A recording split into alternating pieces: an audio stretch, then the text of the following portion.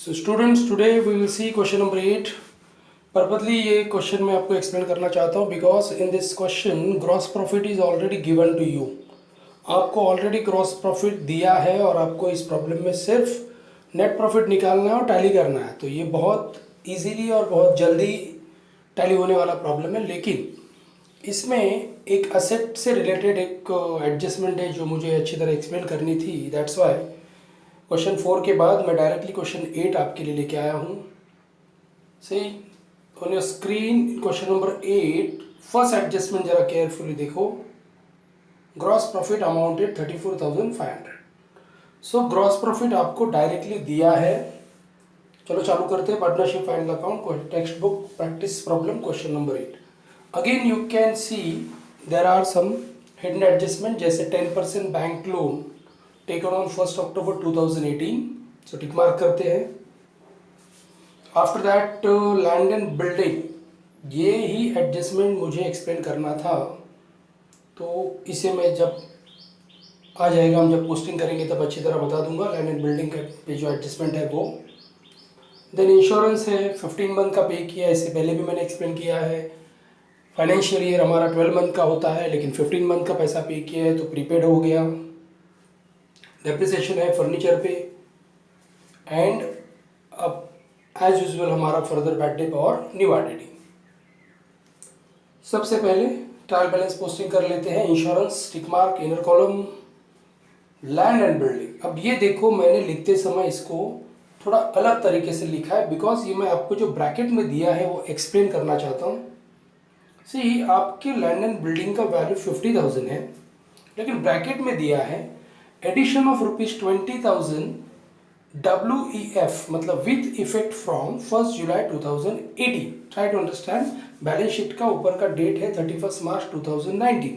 31 मार्च 2019 को, इस डेट को आपके पास जो लैंड एंड बिल्डिंग है वो 50,000 का है, लेकिन इस 50,000 के अंदर जो 20,000 का लैंड एंड बिल्डिंग है वो आपके पास 1 अप्रैल से नहीं है, वो आपने 1 जुलाई को लिया है।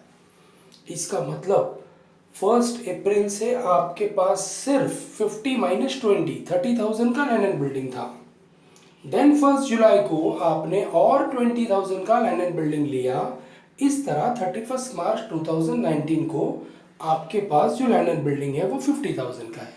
और आपको पता है डेप्रिसिएशन निकालते समय ये देखा जाता है कि पूरे साल में आपने वो प्रॉपर्टी कितना मंथ यूज किया है। तो ये जो लैंड एंड बिल्डिंग है, इसमें ये 20,000 वाला पार्ट आपने 1 जुलाई के बाद लिया है। इसका मतलब आपने इसको 1 जुलाई के बाद यूज किया है। सो जब हम डेप्रिसिएशन निकालने जाएंगे, सो 20,000 पे हम 1 जुलाई से 31 मार्च तक, मतलब 9 मंथ के लिए डेप्रिसिएशन निकालेंगे। लेकिन उससे पहले 1 अप्रैल से हमारे पास तो 30,000 का लैंड एंड बिल्डिंग पहले से था। वो 30,000 का लैंड एंड बिल्डिंग हमारे पास 1 अप्रैल से 31 मार्च तक है, तो उस पर हम पूरा साल का निकालेंगे। देखो वापस एक बार समझ लो। I am going to divide this 50,000 इन 2 पार्ट। 30,000 जो हमारे पास पहले से था, 20,000 हमने बाद में 1 जुलाई को लिया, इसके लिए वो 50 बना है। तो 20,000 को डेप्रिसिएशन निकालते समय मैं 1 जुलाई से आगे कंसिडर करूंगा, मतलब उस पर 9 मंथ का निकालूंगा। लेकिन 30,000 तो मेरे पास 1 अप्रैल से है, तो उस पर मैं पूरा साल का निकालूंगा। Okay, now after this posting करते हैं। लैंड एंड बिल्डिंग देखो, लिखते समय मैंने लैंड एंड बिल्डिंग 30,000 अलग लिखा है। ये आपको अच्छी तरह एक्सप्लेन करने के लिए 30,000 मैंने अलग से लिखा जो मेरे पास पहली तारीख से है, और जो 20,000 है उसको मैंने ADD लिखा आगे। इसका मतलब एडिशनल लैंड एंड बिल्डिंग। ये जो एडिशनल लैंड एंड बिल्डिंग है 20,000, वो हमने बाद में लिया है। इसके लिए लिखते समय मैंने उसको अलग से लिख दिया। सो कोई कंफ्यूजन नहीं होगा। आप इसी तरह आप आपके एग्जाम में भी इसे एक्सप्लेन कर सकते हो। Then salaries 5,000 outer column, export duty आपका प्रॉफिट लॉस का एक्सपेंसेस है आउटर कॉलम 2,500। इंटरेस्ट जो आपने पे किया है 1,000 है, और फर्नीचर है आपका इनर कॉलम 40,000 एडजस्टमेंट है, और डेटर आपका 26,000। देन कैपिटल, नाना का कैपिटल है 50,000 और नानी का कैपिटल है 50,000 इनर कॉलम। हाँ, अब ये जरा समझ लो। 10% bank loan taken on 1 October 2018। आपने बैंक से 30,000 का लोन लिया है। अब ये लोन लेते समय बैंक ने आपको क्लियरली बताया बैंक आपको 10% इंटरेस्ट चार्ज करने वाली है, लेकिन आपने ये लोन 1 अक्टूबर को लिया है, तो ऑब्वियसली बैंक आपको 1 अक्टूबर के बाद इंटरेस्ट चार्ज करेगी, मतलब 6 मंथ का इंटरेस्ट चार्ज करेगी। एज यू नो, जब भी 1 अक्टूबर डेट होता है हमारा कॉमर्स का ईयर एंडिंग होता है, फाइनेंशियल ईयर एंडिंग होता है 31 मार्च। सो 1 अक्टूबर डेट जब भी आएगा तो उस प्रॉब्लम में आप समझ जाना है आपको कि आपने एक्सपेंसेस या जो भी है वो 6 मंथ के लिए है। सो आपने ये जो बैंक से लोन लिया है ये आपने लिया है 1 अक्टूबर को, इसका मतलब बैंक आपको सिर्फ 6 मंथ के लिए 10% इंटरेस्ट चार्ज करेगी। तो अगर मैं बैंक से 30,000 का लोन लेता हूँ और अगर मैं उसे साल भर यूज़ करता हूँ तो 10% इंटरेस्ट हो जाएगा 3,000, लेकिन मैंने उसे सिर्फ 6 महीना यूज़ किया है तो मेरा इसका इंटरेस्ट हो जाएगा 1,500। वो हम आज देखने वाले हैं। सो पहले मैंने उसका कॉस्टिंग कर लिया, एडजस्टमेंट तो करेंगे हम बाद में। देन इंटरेस्ट है, ये हमको मिला हुआ इंटरेस्ट है 1,500 एंड बिल्स पेबल आज यू नो लाइबिलिटी। चलो अभी फिलहाल मैं आपको वो हिडन एडजस्टमेंट पहले एक्सप्लेन कर दूं। इंटरेस्ट ऑन बैंक लोन, जैसे मैंने अभी बताया पूरे साल का 30,000 पे 10% से साल का इंटरेस्ट होगा 3,000, 6 मंथ का इंटरेस्ट होगा 1,500। ऑलरेडी इंटरेस्ट मुझे 1,000 देना था और 1,500, सो मेरा टोटल इंटरेस्ट हो गया 2,500। बैंक में मेरा लोन 30,000 है, 1,500 इंटरेस्ट देना बाकी है, इसका मतलब मेरा लोन बढ़ के हो गया 31,500। मैं लास्ट लेक्चर में भी आपको बताया है डिस्काउंट हम हमेशा माइनस करते हैं लेकिन इंटरेस्ट हम हमेशा प्लस करते हैं, जिसके भी बारे में इंटरेस्ट आएगा हम उसमें प्लस करेंगे। सो इस तरह ये इंटरेस्ट ऑन लोन, देखो बैंक लोन, आपने बैंक से लोन लिया, ऑब्वियसली आपका लोन का अमाउंट बढ़ने वाला है क्योंकि आपने इंटरेस्ट भरा नहीं है पिछले 6 महीने से, इसलिए वो उसमें ऐड किया है और आपका लोन अभी बन गया 31,500। ओके, अब रिमेनिंग जो फर्स्ट एडजस्टमेंट वो करता हूँ। ग्रॉस प्रॉफिट दिया है 34,500 और आपको पता है ग्रॉस प्रॉफिट से प्रॉफिट लॉस के क्रेडिट में लिखा जाता है। एंड क्लोजिंग स्टॉक का 2 इफेक्ट होता है, लेकिन इस प्रॉब्लम में ट्रेडिंग अकाउंट बनने का जरूरत ही नहीं है, उन्होंने हमें डायरेक्टली ग्रॉस प्रॉफिट निकाल के दिया है, तो एक ही पोस्टिंग होगा बैलेंस शीट में।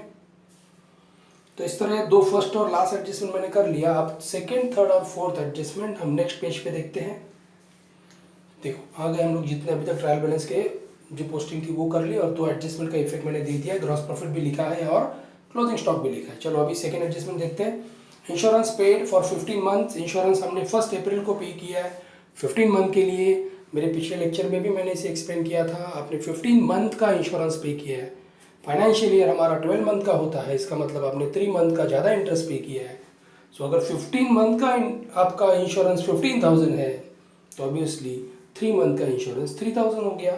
3,000 आपने ज़्यादा भरा है, प्रीपेड हो गया, प्रीपेड हम माइनस करते हैं, लेस प्रीपेड 3,000, आउटर में 12,000। And as you know very well that prepaid is always posted to the asset side. Prepaid insurance 3,000। Next depreciation, अब मैंने पहले से 2 अलग अलग पार्ट करके रखे हैं। लैंड एंड बिल्डिंग 30 जो मेरे पास पहले से था, एडिशनल लैंड एंड बिल्डिंग 20, तो जो पहले से 30 का था उस पर पूरे साल का डेप्रिसिएशन 3,000, अमाउंट माइनस होके हो जाएगा 27,000। और जो एडिशनल मैंने लिया है 20,000, 1 जुलाई को मैंने उसे परचेज किया, इसका मतलब मैंने उसे 9 मंथ यूज़ किया है। तो ज़रा ये समझ लो 20,000 पे अगर साल का डेप्रिसिएशन निकाले तो 2,000 होगा, इसका मतलब 6 महीने का होगा 1,000 और 3 मंथ का होगा 500। तो 6 मंथ 3 मंथ दोनों को मैं ऐड करता हूँ क्योंकि मुझे 9 मंथ का इंटरेस्ट डेप्रिसिएशन निकालना है। तो अगर 6 मंथ का 1,000 और 3 मंथ का 500 तो 9 मंथ का हो गया 1,500। सो 20,000 पे डेप्रिसिएशन आ गया 1,500, अमाउंट हो गया 18,500। मेरा टोटल लैंड एंड बिल्डिंग मुझे आउटर में लिखना है। जो शुरुआत का लैंड एंड बिल्डिंग है उसका बैलेंस है 27,000 और जो अभी एडिशनल लिया उसका बैलेंस है 18,500। इस दोनों को मैं प्लस करूंगा एंड आउटर में इट विल बी 45,500। इसके बाद आपके फर्नीचर पे भी डेप्रिसिएशन है 5% है, 40,000 का 5% 2,000 हो गया, आउटर में 38,000।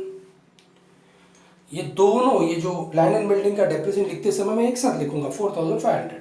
ओके, मैंने आपको समझाने के लिए इसे स्प्लिट करके बताया, लेकिन जब मैं प्रॉफिट एंड लॉस के डेबिट में इसका पोस्टिंग करूंगा I will write there depreciation land and building 4,500। कैसा है 4,500? जो लैंड एंड बिल्डिंग हमारे पास पहले डेट से है उस पर 3,000 और जो हमने एडिशनल लिया उस पर 1,500, दोनों को ऐड करके 4,500। और फर्नीचर का depreciation 2,000, total depreciation 6500. After that further bad debt और आरडीडी मेरे हर लेक्चर में मैं इसे एक्सप्लेन कर रहा हूँ। तो सबसे पहले फर्दर बैड डेट लेस करते हैं, अमाउंट आएगा 25,000। 25,000 पे 5% निकालेंगे, दैट विल बी 1250। आउटर में 23,750। ये दोनों फर्दर और न्यू आरडीडी असेट में माइनस होता है, लेकिन प्रॉफिट एंड लॉस में ये प्लस होता है बैड डेट में, लेकिन इस प्रॉब्लम में बैड डेट नहीं है। सो दोनों को मैं प्लस करके आउटर में लिख रहा हूँ, दैट इज 2,250। ओके, सो जितना एडजस्टमेंट था, पहला और लास्ट एडजस्टमेंट तो मैंने इससे पहले एक्सप्लेन कर दिया था। चलो, ग्रॉस प्रॉफिट तो ऑलरेडी हमारे पास है, नेट प्रॉफिट निकालते पहले। मेरे पीएनएल के क्रेडिट का टोटल आ रहा है 36,000। सेम 36,000 डेबिट में लिख दिया। Balance I will gate 5250, this will be my net profit. Again ये नाना नानी इक्वल पार्टनर है, तो दोनों में इक्वली डिवाइड होगा। 2625 and it will be added to their capital account. ये प्रॉब्लम में ड्राइंग नहीं है, देखो। सो नेट प्रॉफिट ऐड करने के बाद नाना का हो गया 52,625, सेम नानी का हो गया 52,625। और अगर मैं लाइबिलिटी का टोटल करूँ, I will get 1,44,750। Again you can cross check 750 आपका लास्ट का 3 डिजिट आ रहा है क्या, देखो है उधर, देखो 500, 500,000 एंड 750 1750। तो 750 तो लास्ट में आ रहा है, 1000 कैरी हो गया। नाउ 45 प्लस 1 46, 38 का 8 पहले ऐड करते हैं, 46 plus 8 54 plus 30 84, 84 and 3 87 and 20 107, 107 and 34 141, 141 और 3000 1,44,750। So again GP is already given with the help of gross profit। हमने आज नेट प्रॉफिट निकाला और इस प्रॉब्लम को टैली किया। देखने वाली एडजस्टमेंट लैंड एंड बिल्डिंग की थी।